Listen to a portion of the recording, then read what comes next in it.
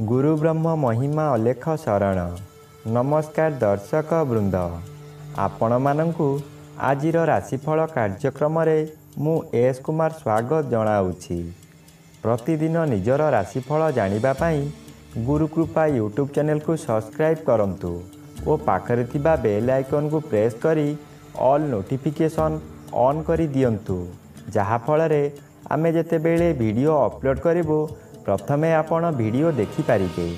आमर यही वीडियो रे आपण संपूर्ण पंचांग सहित मेष ठारू मीन पर्यंत 12 गोटी राशिर राशिफल विषय रे जानि पारिबे। वीडियो को दयाकरी शेष पर्यंत देखंतु। वीडियोटी भल लागिथिले वीडियो को लाइक करंतु एवं आपणक प्रियजन पाखु शेयर करी जणांतु। एबे आसंतु जानिबा आज दिनर संपूर्ण पंचांग विषय। आज 2025 मसीहा सेप्टेम्बर मास 29 तारिख सोमवार, दिल्ली स्वराब्द सन 1433 साल, स्वाधीन भारताब्द 79 वर्ष, महिमाद 198 वर्ष।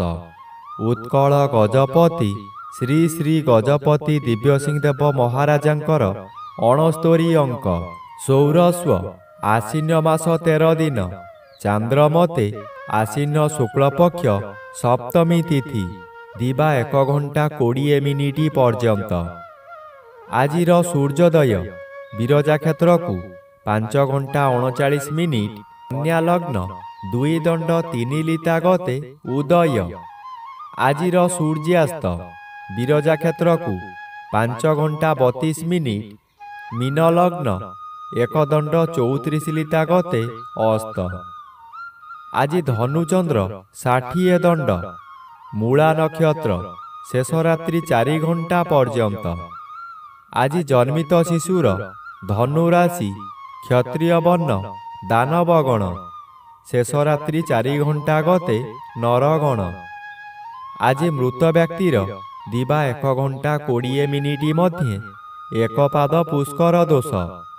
निषिद्ध खाद्य आज ताल भोजन निषेध अटे, दिवा 1 घंटा 20 मिनिट गते नड़िया भोजन निषेध अटे।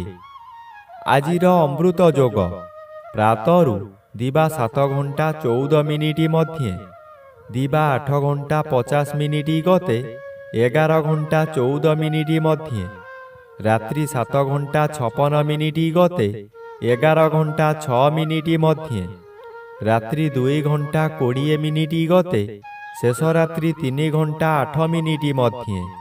आजिर महेंद्र जोग नाही। आजिर काल बेला दिवा 7 घंटा 7 मिनिट गते 8 घंटा 39 मिनिट मध्ये। आजिर 12 बेला अपराह्न 3 घंटा 39 मिनिट गते 4 घंटा 10 मिनिट मध्ये। आजिर काल रात्रि रात्रि 10 घंटा 41 मिनिट गते 11 घंटा 31 मिनिट मध्ये। आजिर राहु काल सकाळ 7 घंटा 30 मिनिट ठारू पूर्वाह्न 9 घंटा मध्यरे। आज तुला राशि और कुंभ राशिर घात चंद्र, सिंह राशिर घात नक्षत्र, दिवा 1 घंटा 20 मिनिट गते मिथुन राशि और कन्या राशिर घात तिथि, मिथुन राशिर घात 12। प्रिय बंधुगण, एबे आसंतु जानिबा मेष ठारू मीन पर्यंत 12 गोटी राशिर राशिफल विषय रे। राशि चक्रर प्रथम राशि मेष राशि। आज मेष राशि जन्मित व्यक्ति मानक सकाशे नवम स्थान रे चंद्र और षष्ठ स्थान रे रवि गोचर करुछंती शुभ फल प्रदान करिबे। आपण जेउ कार्य करिबाकू चाहिबे तहिरे सफलता मिलिबो। विशेष करी एही समय रे जनमंगल कार्यक्रम रे जोग देई पारंती। जनहितकर कार्य करी उच्च प्रशंसा पाइबे। चतुर्दिगरु सम्मान मिलिबो। खुशी रे दिन काटिबे। एही समय रे भाग्य रे परिवर्तन होई जीवो। एबे आसंतु जानिबा राशि चक्रर द्वितीय राशि वृष राशि विषय रे। ଆଜି ବୃଷ ରାଶି ଜନ୍ମିତ ବ୍ୟକ୍ତିମାନଙ୍କ ସକାଶେ ଅଷ୍ଟମ ସ୍ଥାନରେ ଚନ୍ଦ୍ରଗୋଚର କରୁଛନ୍ତି ଅତି ଅଶୁଭ ଫଳ ପ୍ରଦାନ କରିବେ। ଏହି ସମୟରେ ଆପଣ ଯେଉଁ ସ୍ଥାନକୁ ଯିବେ ସେଠାରେ କଳହ ହେବ। ବିଭିନ୍ନ ପ୍ରକାର କ୍ଷତି ହୋଇ ଆପଣଙ୍କ ମଥା ବିଚଳିତ ହୋଇଯିବ। ରାସ୍ତାରେ ଯିବା ସମୟରେ ଆପଣ ଅନ୍ୟମନସ୍କ ହୋଇପାରନ୍ତି। ସାବଧାନ ନ ରହିଲେ ଯାନବାହନ ଦୁର୍ଘଟଣାକୁ ଏଡ଼ାଇ ଦେଇ ହେବ ନାହିଁ। ଏହି ସମୟରେ ଆପଣଙ୍କୁ ଗରମ ଜ୍ୱର ମଧ୍ୟ ହୋଇପାରେ। ଏବେ ଆସନ୍ତୁ ଜାଣିବା ରାଶିଚକ୍ରର ତୃତୀୟ ରାଶି ମିଥୁନ ରାଶି ବିଷୟରେ।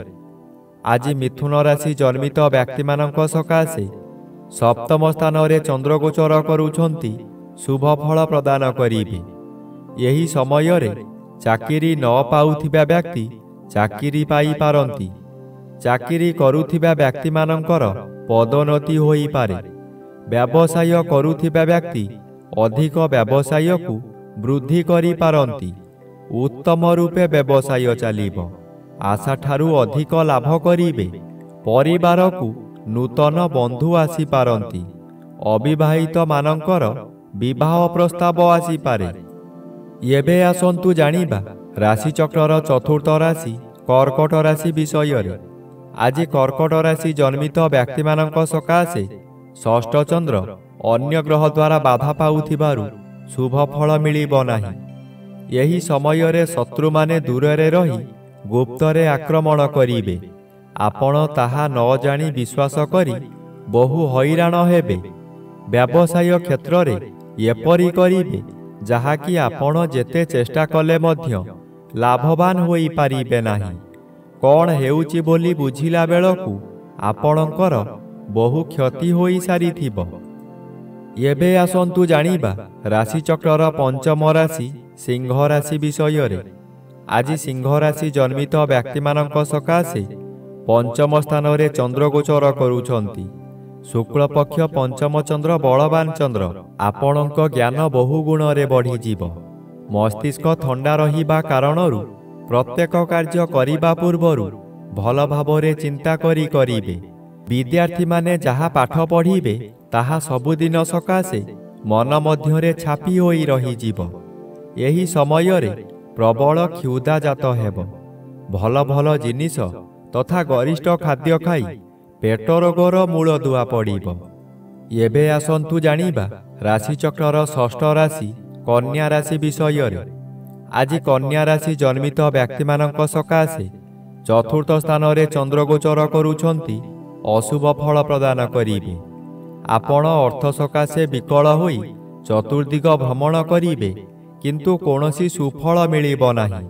କଥାରେ ଅଛି, ଯେଣେ ଇଚ୍ଛା ତେଣେ ଯା, କର୍ମ ଘେନି ବୁଲୁଥା।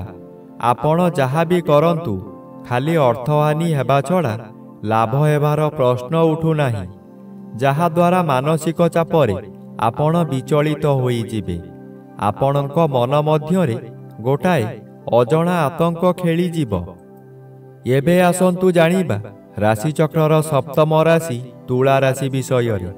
ଆଜି ତୁଳା ରାଶି ଜନ୍ମିତ ବ୍ୟକ୍ତିମାନଙ୍କ ସକାଶେ ଦ୍ୱାଦଶ ରବି ଅଶୁଭ ଓ ଘାତଚନ୍ଦ୍ର ଭୋଗ ହେଉଥିବାରୁ ଅତି ଅଶୁଭ ଫଳ ମିଳିବ। ହଠାତ୍ ଅର୍ଥ କାରବାରରୁ ଗଣ୍ଡଗୋଳ ହେବ। ଆପଣ ନୀରବ ରହିଲେ ଭଲ, ନଚେତ୍ ଅର୍ଥ ବୁଡ଼ିଯିବ।